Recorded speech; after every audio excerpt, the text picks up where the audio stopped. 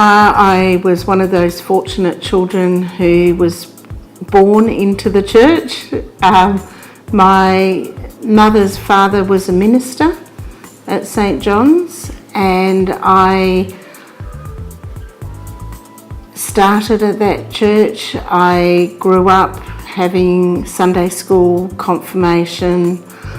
I then went on and was a teacher in Sunday school for a little while.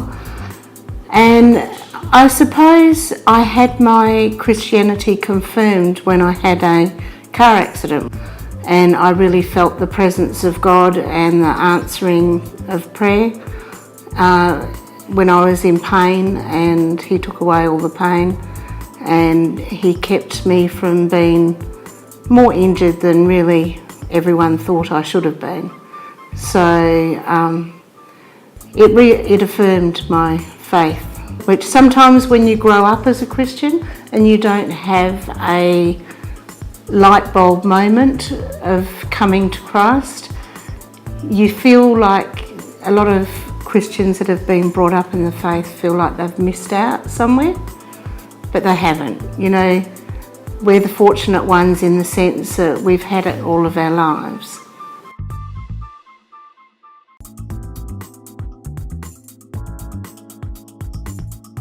Over the years, when you go to church for as long as we have, you know, there's always been services and devotions and Bible studies where you're constantly looking at gifts and what gifts you have.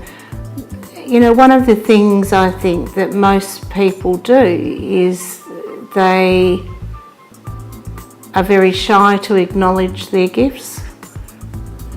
And I think the more we can talk about it at church, the more we can affirm each other's gifts, the better off we'll be.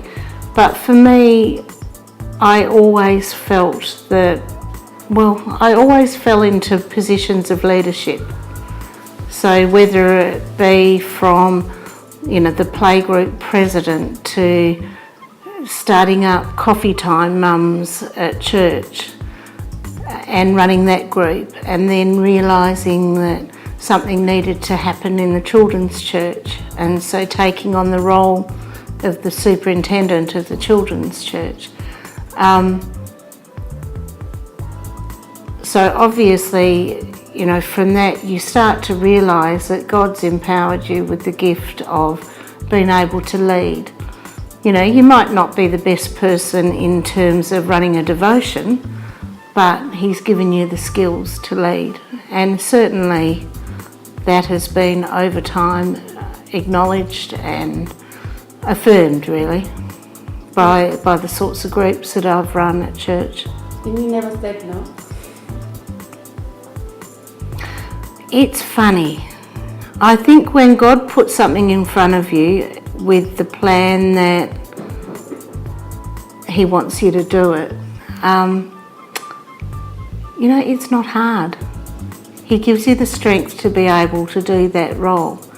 And like for children's church, I did that for quite a few years. I had little children myself, and so it was a very busy time in my life. But certainly it was easy. When it started to become difficult, I realised that it was time for somebody else to move into that space. And I think that's the thing, if you're working within your gifts and you're working where God wants you to be, it's not hard.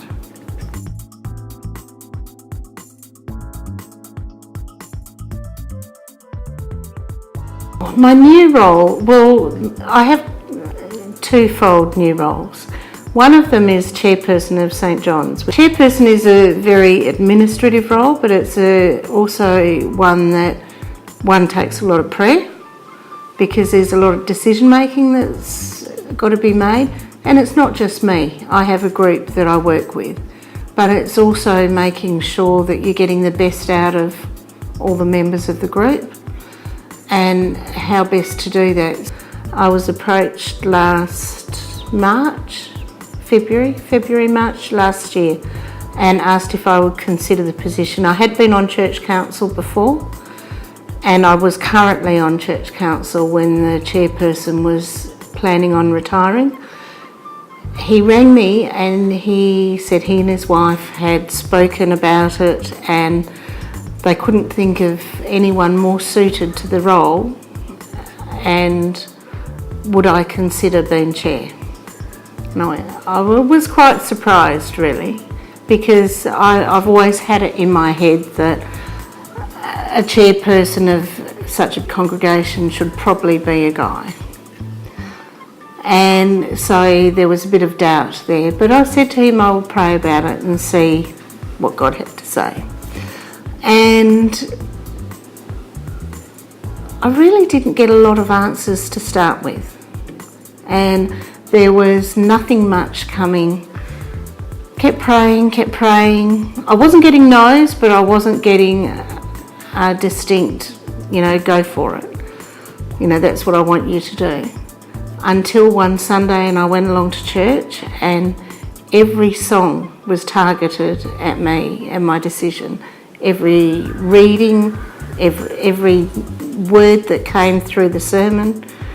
And I had to go, okay, there's my answer. So I said yes, I would do the role. And it's been a very interesting journey so far, because I've had a lot of support, huge amount of support from the congregation, more so than I thought I would have. Had I been asked to do this role while they were doing the development project, the building project, I would have floundered. I don't think I would be able to have been able to do the role. Whereas we're at a position at St John's now where we've got the building. It's now about rebuilding the congregation, the growth, the fellowship, the ministry, the mission, getting ourselves out there to the community. Those sorts of things are where my strength lies, and not in bricks and mortar. So I felt, yes, I probably had the equipment to be able to start the ball rolling here. So there is a different feel at St John's. We've got a really good relationship building with the Chinese congregation now. We have meetings on a regular basis. We've had fellowship together. I've started a new ladies group on a Wednesday evening, and there are so many ladies out there that when their children were going through confirmation and they were coming to St John's, but now that their children aren't there, they've sort of drifted away. So it was a good way to get those people back, and we've got people that are coming to our group now that aren't going to church. So that's been fantastic. But it is a full-on role. People expect a lot of you. People don't realise that, you're up until, midnight, 1 o'clock, often doing church work, especially when you've got a full-time job as well. But a lot of it is keeping myself and the church council in their prayers, because it's those prayers we need when we're making big decisions. But it's also being supportive on the ground and not criticising. It's very easy if church council makes a decision that they're not happy with, that the banter starts, and that can be a little bit disconcerting when that people aren't happy with decisions you've made and they talk amongst themselves. You want them to be supportive of the decisions. Certainly people are putting their hands up more often now and volunteering to assist with tasks. So, you know, I suppose a good chairperson is a good delegator. To try and take on all the stuff yourself is not possible. You know, at the end of the day, it's the sort of thing that I think you'll run out of steam very quickly if you're relying on yourself for everything.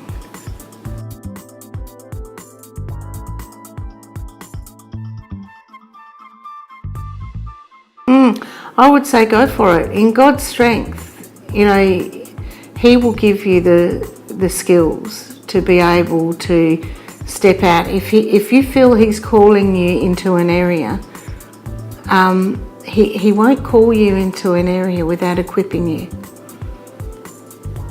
So